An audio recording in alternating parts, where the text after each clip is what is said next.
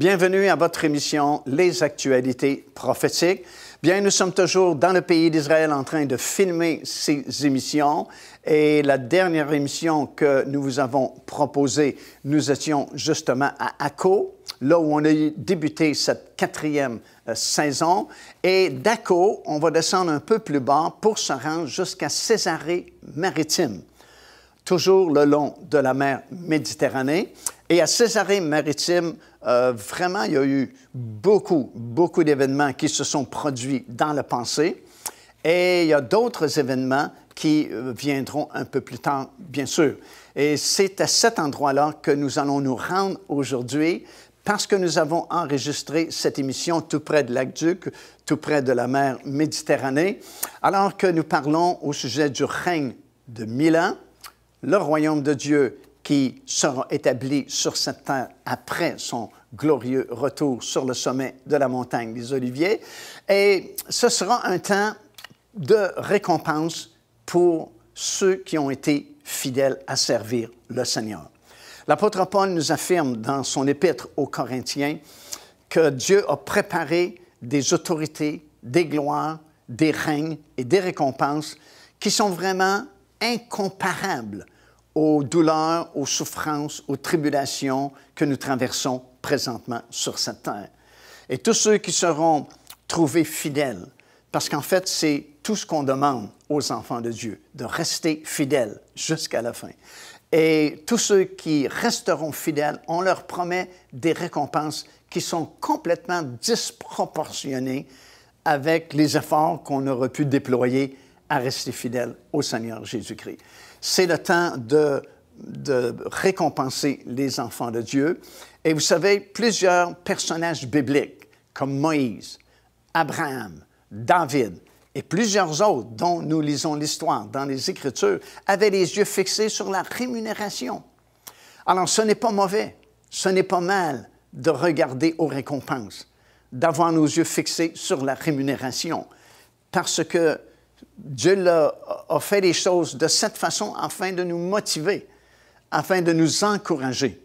Et on a ces exemples des hommes de Dieu dont je vais vous parler plus en détail au cours de cette émission, qui avaient les yeux fixés sur la rémunération.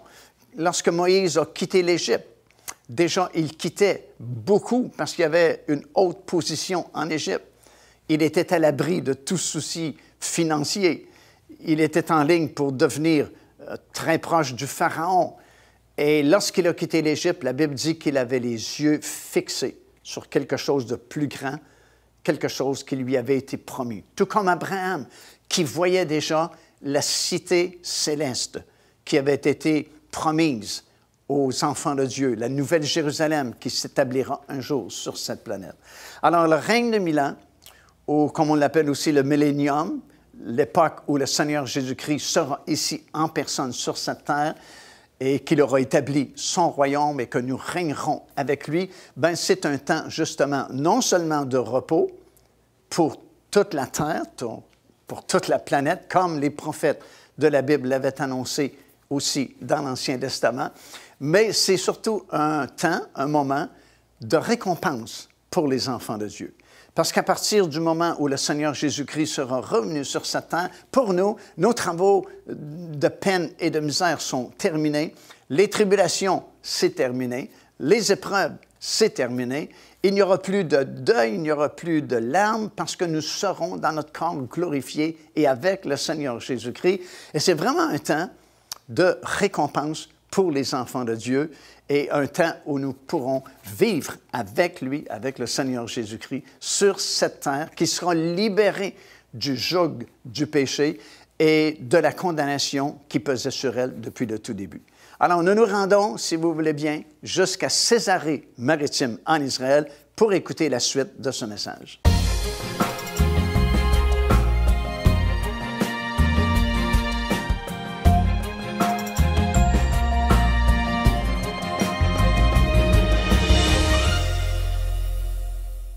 Je suis présentement à Césarée-Maritime, sur le bord de la mer Méditerranée. Nous sommes en train de parler des récompenses qui nous ont été promises et qui nous seront données finalement durant ce règne de 1000 ans. Bien sûr, lorsque nous acceptons le Seigneur Jésus-Christ, déjà, c'est une récompense parce que nous trouvons la vraie vie, nous trouvons la paix, nous trouvons la vraie joie. Mais il y a beaucoup de récompenses qui sont réservées pour les enfants de Dieu et qui seront distribuées à l'occasion du tribunal de Christ. Comme nous l'avons déjà enseigné, ce tribunal de Christ est bien différent du jugement du grand trône blanc, puisque le jugement du grand trône blanc ne se fera qu'à la fin du règne de 1000 ans, et ça concerne tous les autres morts qui n'ont pas été ressuscités durant la première résurrection, qui est la résurrection des justes, et leur destination finale, malheureusement, c'est l'étang ardent de feu. Mais il y a ce qu'on appelle le tribunal de Christ. Ce n'est pas pour nous juger afin de savoir si nous avons la vie éternelle ou le ciel ou l'enfer, mais c'est plutôt un tribunal pour récompenser les enfants de Dieu, ceux qui auront servi le Seigneur durant leur vie ici-bas. Et ce tribunal de Christ se fera lorsque le Seigneur Jésus-Christ sera revenu sur la terre. Il y a plusieurs versets dans la parole de Dieu qui nous confirment le moment même où ce tribunal aura lieu. Et c'est là que le Seigneur va distribuer les récompenses selon notre fidélité que nous aurons eue à le servir durant notre pèlerinage ici-bas. Alors, les récompenses ont été promises aux enfants de Dieu et c'est une grande motivation, ces récompenses-là, pour nous aider à rester fidèles, demeurer fidèles jusqu'à la fin et à bien servir le Seigneur parce que c'est toujours fondé sur notre fidélité à servir le Seigneur. Et ces récompenses, on a des exemples des hommes de Dieu dans la parole du Seigneur qui ont vraiment été grandement modifiés à servir le Seigneur parce qu'ils avaient les yeux fixés sur la rémunération.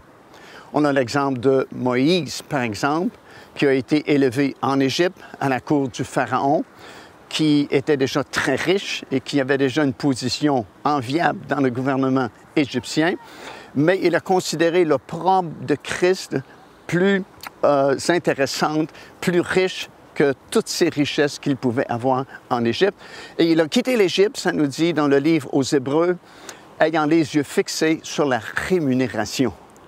Alors, Moïse a pris sa décision d'obéir à Dieu et d'être ce leader qui a conduit le peuple d'Israël dans le désert parce qu'il a été grandement motivé par les récompenses. Il avait les yeux fixés sur la rémunération. C'est la même chose au sujet d'Abraham. Nous lisons dans Hébreux, le 11e chapitre et au 10e verset, qu'Abraham voyait déjà la cité, la nouvelle Jérusalem, la ville que Dieu lui-même a construite, et il avait les yeux lui aussi fixés sur cette rémunération et c'est ce qui l'a motivé à servir le Seigneur fidèlement tout au long de sa vie. On retrouve la même chose dans 1 Samuel, le chapitre 7 et le verset 25 et le verset 26, alors que David est venu voir ses frères lors de la bataille qui avait lieu entre les Philistins et Israël. Et vous vous souvenez de ce géant Goliath qui était sorti à la rencontre de l'armée d'Israël et qui défiait vraiment l'armée d'Israël. Et puis David est venu, puis a voulu secourir ses frères et relever le défi que Goliath avait lancé à l'armée d'Israël. Et relisez bien ce texte-là. Une grande motivation, une grande partie de sa décision a été motivée par la récompense et les récompenses que le roi Saül avait promis. On avait dit que celui qui relèverait ce défi serait rempli de richesses, il épouserait une des filles de Saül et sa famille serait affranchie en Israël. Et David a demandé à ce qu'on lui dise à nouveau. Il a dit, répétez-moi ce qui a été promis à celui qui va relever le défi de Goliath. Et puis, ça nous prouve que David était intéressé lui aussi par les récompenses. Il était motivé vraiment par la rémunération et c'est un grand encouragement pour nous encore aujourd'hui. Devenez partenaire avec ce ministère par votre soutien financier et aidez-nous à planter le flambeau de l'Évangile à travers le monde entier. Vous recevrez un enseignement audio à tous les mois de la part de l'évangéliste Mario Massicotte, ainsi que notre bulletin de nouvelles prophétiques incluant des enseignements bibliques, des nouvelles du ministère et des commentaires sur les actualités prophétiques. Débutez dès aujourd'hui en visitant notre site web www.painlevis.org ou par courriel à info@paindevie.org ou en nous écrivant à Pain de Vie, casier postal 426 800, Square Victoria, Montréal, Québec, H4Z 1J7.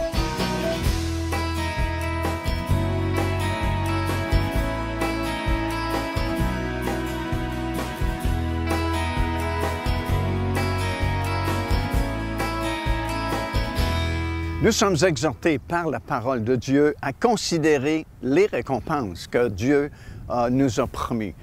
Évidemment, il y a certains chrétiens qui disent quelquefois qu'ils ne travaillent pas pour des récompenses. Certaines personnes disent, bien, nous travaillons pour Dieu, pour l'avancement du royaume de Dieu, et c'est de façon désintéressée.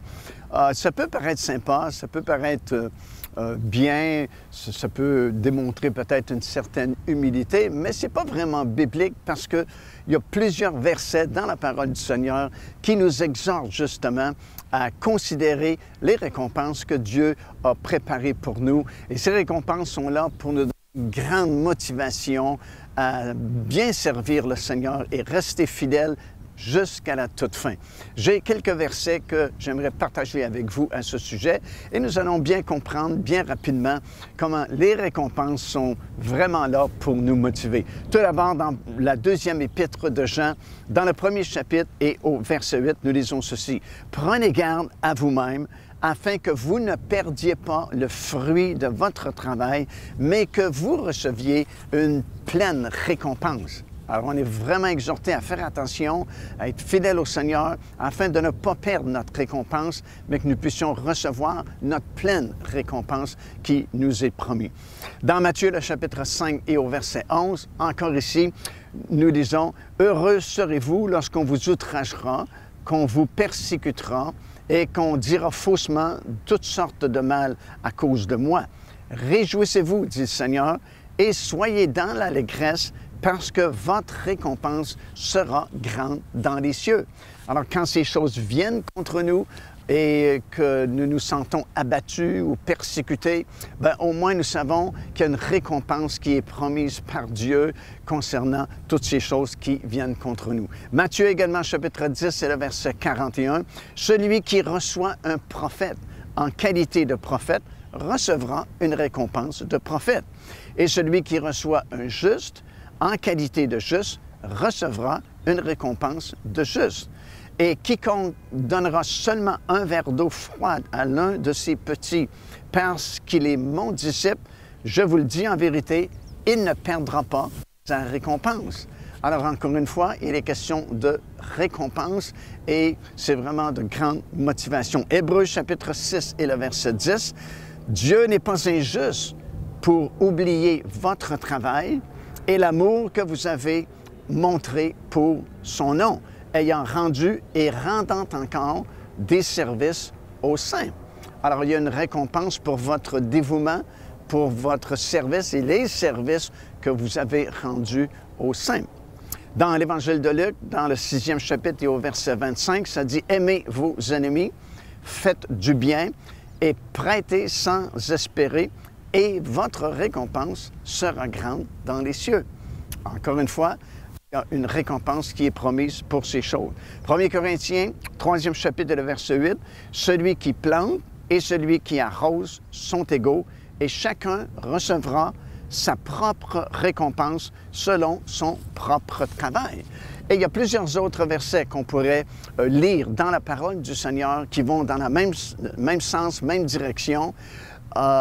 C'est-à-dire qu'il y a plusieurs récompenses qui sont préparées pour les enfants de Dieu pour ces nombreuses raisons que je viens de mentionner et d'autres raisons également qu'on n'a pas citées au cours de cette émission aujourd'hui, mais vous pouvez avec une concordance prendre le mot « récompense » et puis vous verrez qu'il y a plusieurs versets qui sont donnés dans la parole du Seigneur pour nous encourager afin d'attirer notre attention sur le fait qu'il y a des récompenses qui seront données dans le monde à venir. Et lorsqu'on parle du monde à venir, lorsqu'on parle des cieux, évidemment, on parle de ce moment-là où le Seigneur Jésus-Christ sera revenu et que d'abord le règne de 1000 ans, qu'on appelle communément le millénium, sera en force et bien sûr dans le monde à venir après le règne de 1000 ans, alors que des nouveaux cieux seront créés et une nouvelle terre restaurée par le feu sera en place et la nouvelle Jérusalem qui descendra sur cette nouvelle terre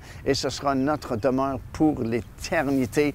Et à ce moment-là, toutes ces récompenses qui ont été promises par le Seigneur seront distribuées aux enfants de Dieu selon la fidélité que nous aurons eue à le servir durant notre temps ici-bas.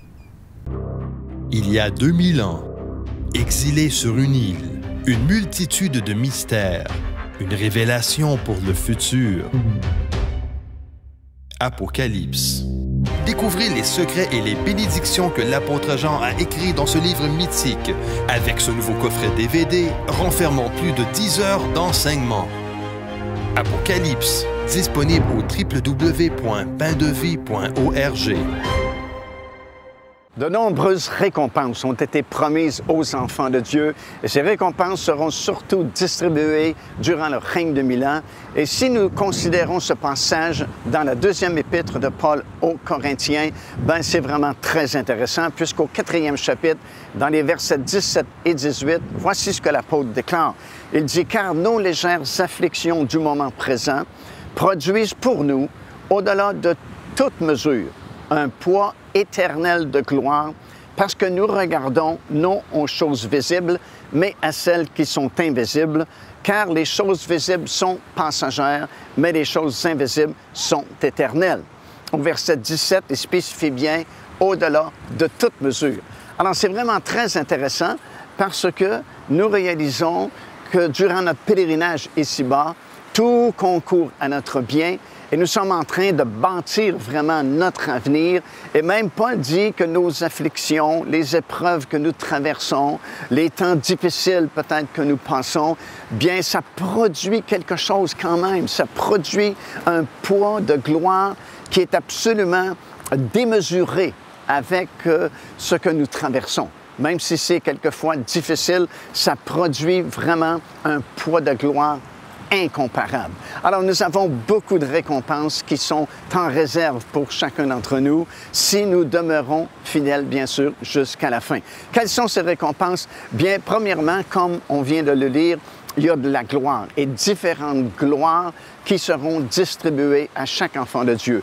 Dans 1 Corinthiens, le grand chapitre sur la résurrection, le chapitre 15, Paul va nous expliquer que dans le monde à venir, dans le règne de 1000 ans et le monde qui suivra, nous ne brillerons pas tous de la même splendeur. Paul dit certains vont briller comme le soleil, d'autres vont briller comme la lune, d'autres comme les étoiles seulement.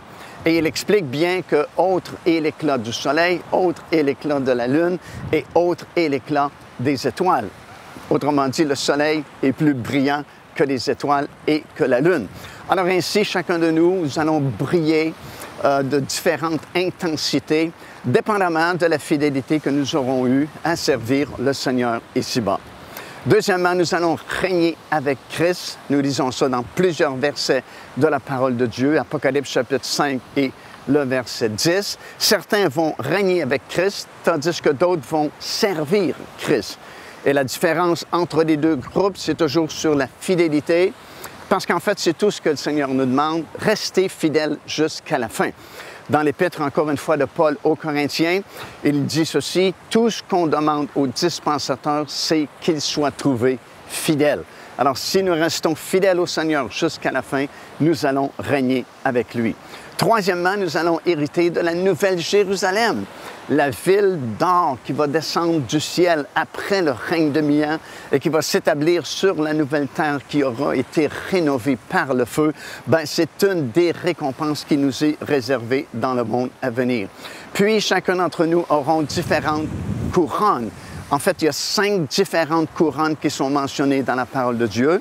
Premièrement, une couronne incorruptible qui est réservée pour les victorieux. Tous ceux qui seront plus que vainqueurs recevront cette couronne incorruptible. Il y a la couronne de la vie qui est réservée à ceux qui auront supporté patiemment les épreuves et les tentations durant notre pèlerinage ici-bas. Troisièmement, il y a une couronne de gloire qui est réservée aux anciens qui auront bien dirigé, bien fait leur ministère.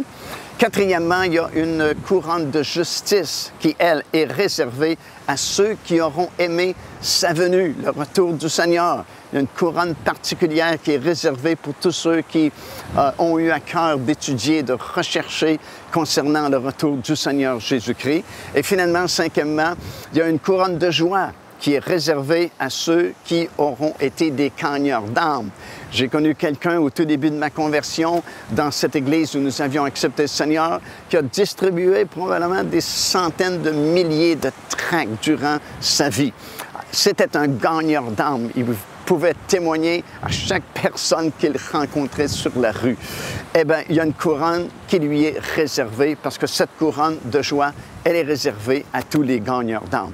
Alors, ces récompenses qui nous ont été promises, c'est comme pour nous servir de motivation à rester fidèles au Seigneur jusqu'à la fin, afin que nous puissions décrocher le plus de récompenses possible. Joignez-vous à nous afin de célébrer le Seigneur et entendre le message de la parole de Dieu par l'évangéliste Mario Massicotte. Venez recevoir ce que Dieu a préparé pour vous. Visitez notre site web www.paindevie.org afin de connaître notre itinéraire.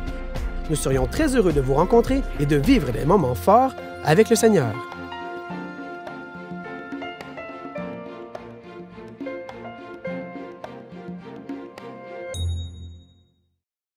Alors, nous sommes en train de parler des différentes récompenses qui ont été promises aux enfants de Dieu, alors que le royaume de Dieu va s'établir sur cette terre après le retour de notre Seigneur. Bien, c'est le moment où chacun d'entre nous passeront au tribunal de Christ afin que notre vie, notre service au Seigneur Jésus-Christ soit examiné et récompensé en conséquence. On est en train d'énumérer plusieurs de ces récompenses qui ont été promises aux enfants de Dieu. Et la liste est longue. Par exemple, nous aurons accès à l'arbre de vie. Nous lisons ça dans Apocalypse chapitre 2 et le verset 7. L'arbre de vie était là au tout début dans le jardin d'Éden avec l'arbre de la connaissance du bien et du mal. Et puis Adam et Ève, à cause du péché qui est entré dans ce monde, n'ont plus eu accès à l'arbre de vie. Et l'arbre de vie nous assurait justement une vie continuelle, une vie éternelle. Et nous allons retrouver cet arbre de vie lorsque le Seigneur Jésus-Christ sera revenu. Et c'est comme une récompense pour tous ceux qui auront été fidèles. Dans Apocalypse chapitre 2, verset 11, juste 2 versets plus loin, nous apprenons que nous n'aurons pas à souffrir la seconde mort.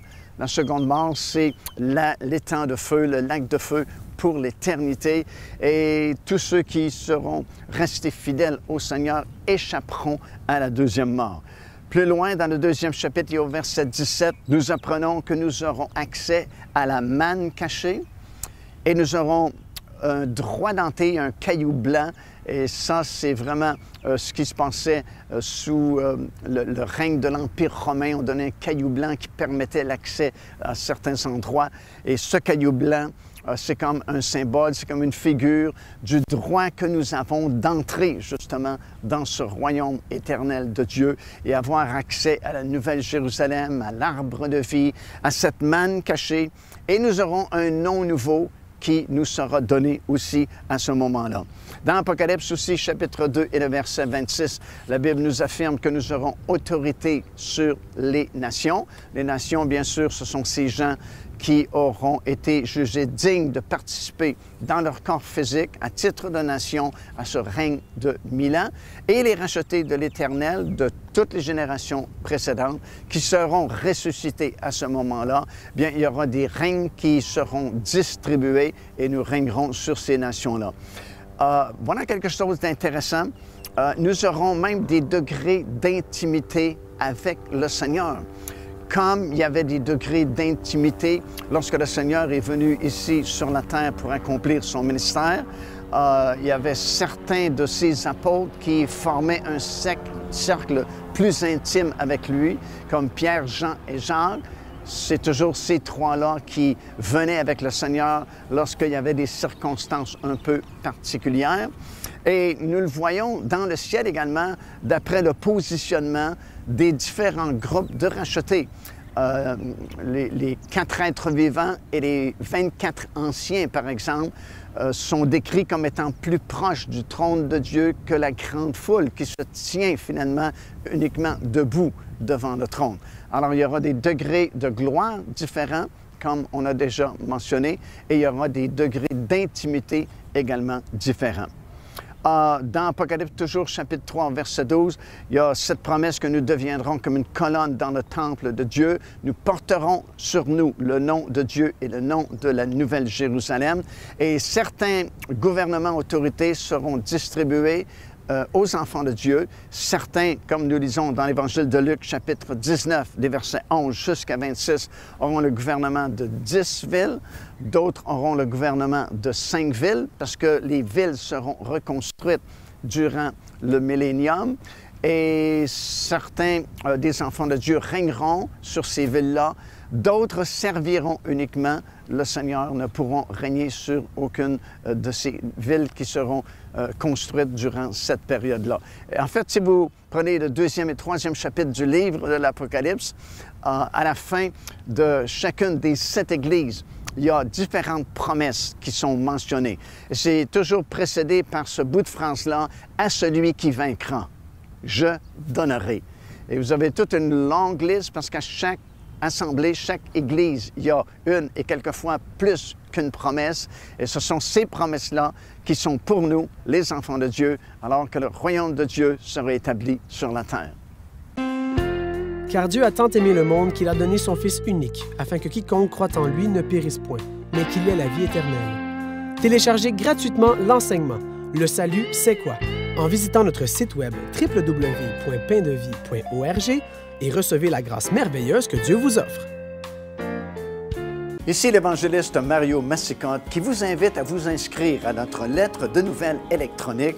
Et pour ce faire, il suffit de visiter notre site web au www.paindevie.org et tout en haut à la droite de votre écran, vous allez voir cet onglet sur lequel vous cliquez et vous vous inscrivez tout simplement. Ça vous permettra de recevoir des nouvelles du ministère de Pain de Vie et en même temps recevoir le bon enseignement de la parole de Dieu. Faites-le donc aujourd'hui même.